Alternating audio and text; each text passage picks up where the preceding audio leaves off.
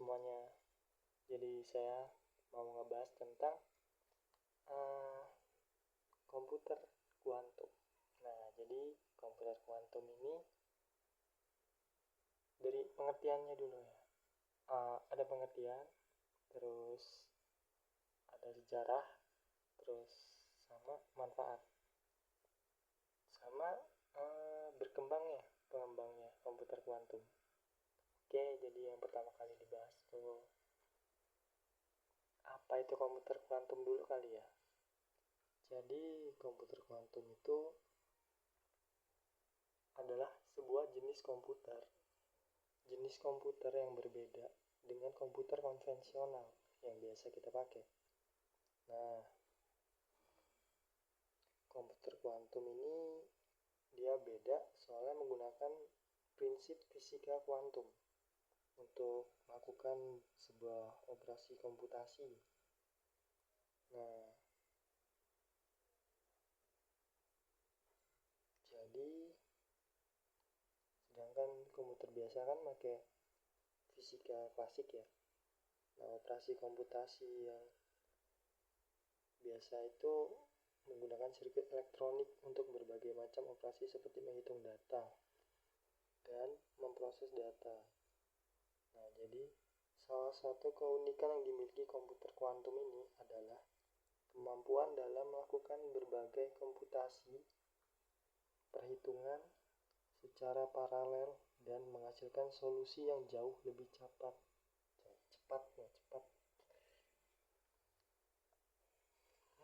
Jadi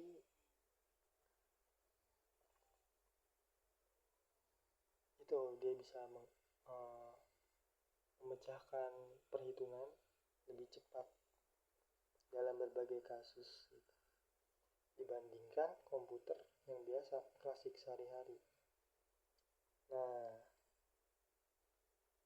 ini disebabkan karena sifat-sifat kuantum yang memungkinkan partikel-partikel yang membentuk komputer kuantum untuk berada pada beberapa keadaan secara stimulan yang dapat digunakan melakukan komputasi paralel. Nah, jadi penjelasan singkatnya itu tentang komputer paralel itu, jadi dia itu komputer biasa tapi menggunakan berbeda gitu. Jadi dia menggunakan fisika kuantum, di mana fisika ini untuk menghitung hal-hal yang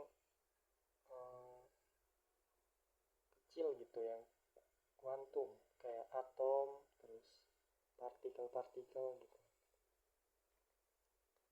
Nah, jadi apa ya, konsep partikel kuantum ini dari apa sih namanya, pernah dengar tentang wormhole-nya Albert Einstein.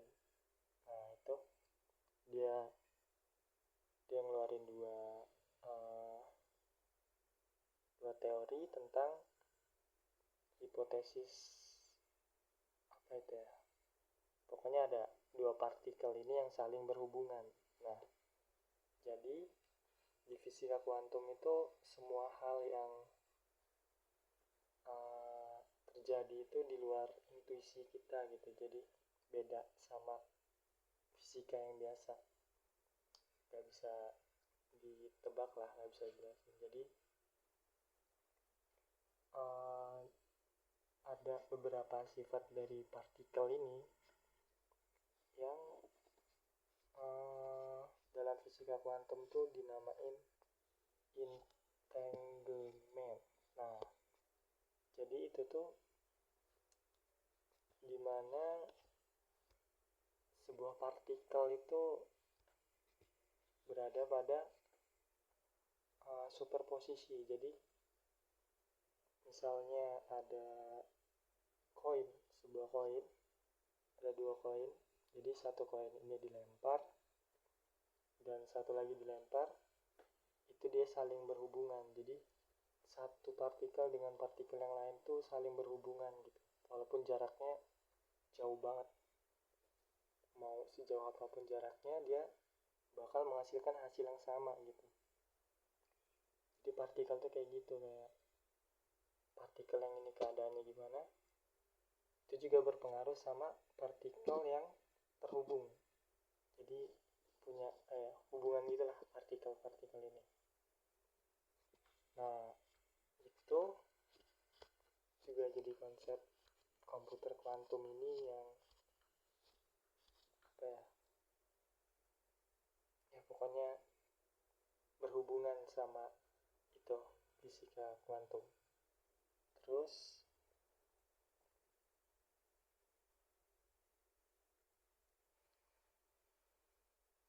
nah sekarang kita ngebahas tentang bagaimana sih sejarah komputer kuantum itu sendiri.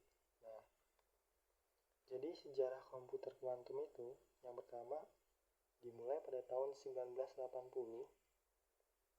ketika seorang fisikawan yang bernama Richard Feynman mengusulkan bahwa mesin kuantum dapat digunakan untuk mensimulasikan mesin kuantum, bahwa mesin kuantum dapat digunakan untuk mensimulasikan sistem fisik yang sangat kompleks untuk mengatasi berbagai masalah yang sulit diselesaikan oleh komputer klasik. Nah, terus pada tahun 1985-nya David Deutsch mengusulkan gagasan tentang mesin Turing komputer kuantum yang dimana merupakan model teoritis dari mesin kuantum yang dapat melakukan pemrosesan data. Nah, jadi yang tadi itu mengatasi berbagai masalah yang sulit. Nah, untuk mensimulasikan sistem fisik yang sangat kompleks. Terus yang kedua ini dari David Deutsch mengusulkan gagasan tentang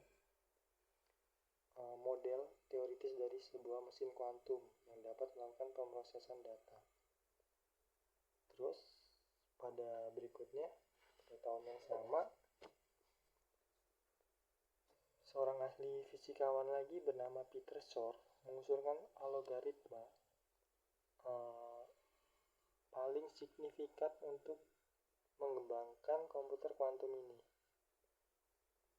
di tahun yang sama dari fisikawan bernama Peter Shor. Kemudian beberapa tahun kemudian pada tahun 1995 IBM dan University of Oxford membangun komputer kuantum pertama dengan 2 qubit. Nah, jadi tadi mau jelasin.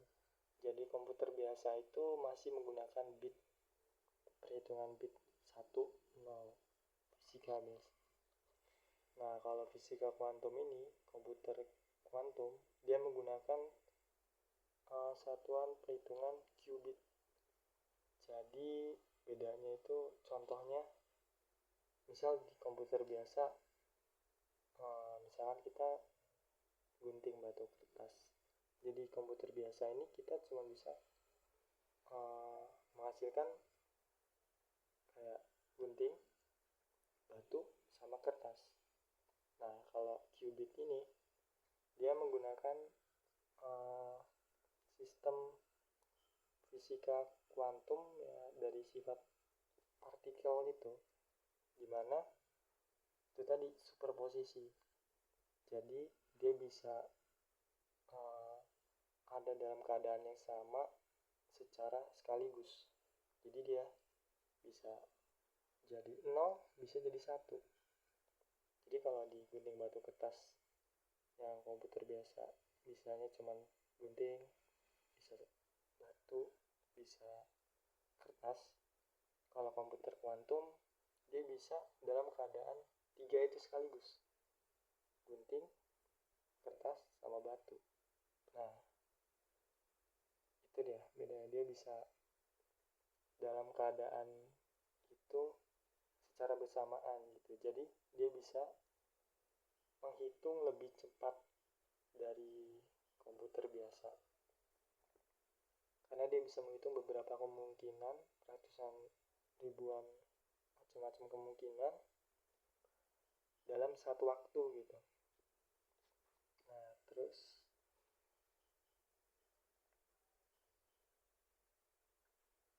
pada tahun 1998, sebuah tim yang berasal dari University of California, Los Angeles, berhasil melakukan berbagai riset, yaitu riset tentang pengkodean untuk komputer kuantum ini.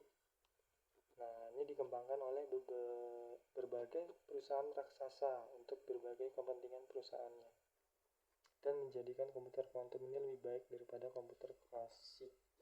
Jadi komputer kuantum ini masih dikembangin ya sama pihak perusahaan gede kayak Google.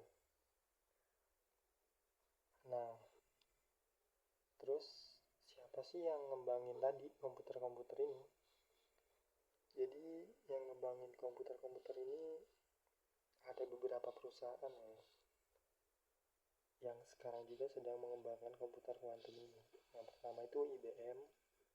IBM itu udah ngembangin sejumlah komputer kuantum dengan jumlah qubit yang semakin banyak. Jadi komputer kuantum yang disebut Sycamore dengan 53 qubit yang mereka klaim telah menyelesaikan tugas yang tidak mungkin dilakukan oleh komputer klasik. Jadi komputer kuantum ini bisa menyelesaikan perhitungan yang sangat rumit dan mungkin membutuhkan waktu yang lama, tapi dengan komputer kuantum ini bisa diselesaikan cuman dalam waktu yang singkat gitu.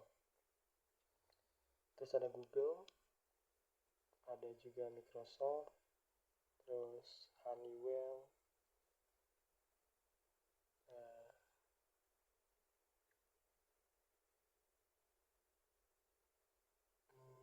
habis itu ada fitur-fiturnya, manfaat-manfaatnya ya. Beberapa fitur dari komputer kuantum ini adalah quantum parallelism. Jadi komputer kuantum memungkinkan komputasi untuk dilakukan secara paralel. Paralel itu berarti antara jarak gitulah ya. Ya pokoknya gitulah. Di beberapa keadaan kuantum secara simultan yang dapat mempercepat pengolahan data secara signifikan. Ini berbeda dengan komputer klasik yang melakukan komputasi secara berurutan. Terus fitur yang adanya lagi yaitu tadi superposisi. Jadi qubit pada komputer kuantum ini bisa berada dalam beberapa keadaan pada saat yang sama. Jadi pada saat yang sama dia bisa ada pada beberapa keadaan yang berbeda, bisa jadi gunting, bisa jadi kertas, bisa jadi batu. Nah, udah itu ini memungkinkan komputer kuantum untuk melakukan beberapa operasi secara bersamaan. Jadi dia bisa ngerasain beberapa keadaan, dia bisa ngerasain beberapa kemungkinan dalam waktu bersamaan gitu. Terus juga ada sifat dari entanglement yang tadi itu. Jadi qubit-qubit pada komputer kuantum ini dapat menjadi terkait secara kuantum dengan sebuah fenomena yang dikenal sebagai entanglement. Ini memungkinkan komputer kuantum untuk melakukan operasi dengan cepat dan akurat. Jadi kalau di partikel tadi itu mau sejauh apapun partikel ini, kalau sesuatu terjadi sama partikel yang satu, yang partikel yang satunya lagi yang terhubung, itu secara otomatis bakal sama kayak komputer ini. Jadi maksudnya kayak partikel ini. Jadi itu juga yang terjadi sama fitur dari komputer kuantum ini. Jadi dia bisa lebih cepat gitu, karena dia bakal berganti secara bersamaan gitu. Terus ada quantum tunneling. qubit pada komputer kuantum dapat melewati hambatan yang mungkin tidak dapat dilewati oleh komputer klasik dengan fenomena yang dikenal sebagai quantum tunneling. Ya. Jadi memungkinkan kuantum komputer untuk mengeksplorasi solusi dalam ruang pencarian yang lebih luas dan mempercepat penyelesaian masalah tertentu. Terus juga ada error correction, quantum algoritma, quantum cryptography, itu banyak banget fiturnya yang beberapa ada di fisika kuantum gitu. Terus juga ada manfaat-manfaat yang diberikan. Manfaat yang diberikan adalah kayak peningkatan kecepatan pemrosesan. Jadi komputer kuantum dapat memproses data secara simultan dan banyak keadaan kuantum yang dapat mempercepat pemrosesan data pada skala yang jauh lebih besar. Terus peningkatan efisiensi, dapat memproses data secara efisien dan lebih cepat, serta menghindari beberapa kendala pemrosesan data karena dia bisa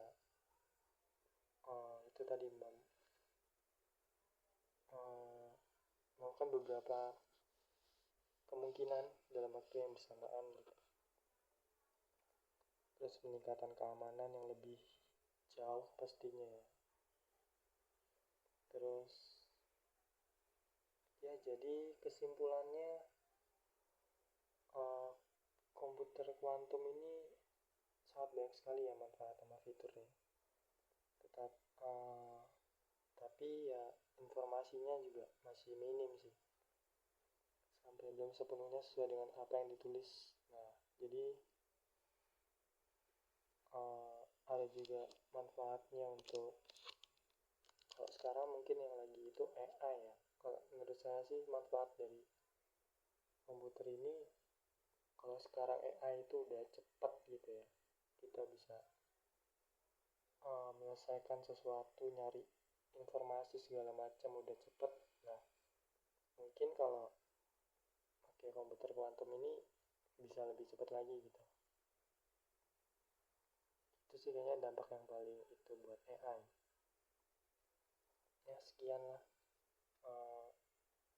penjelasan komputer kuantumnya dari saya.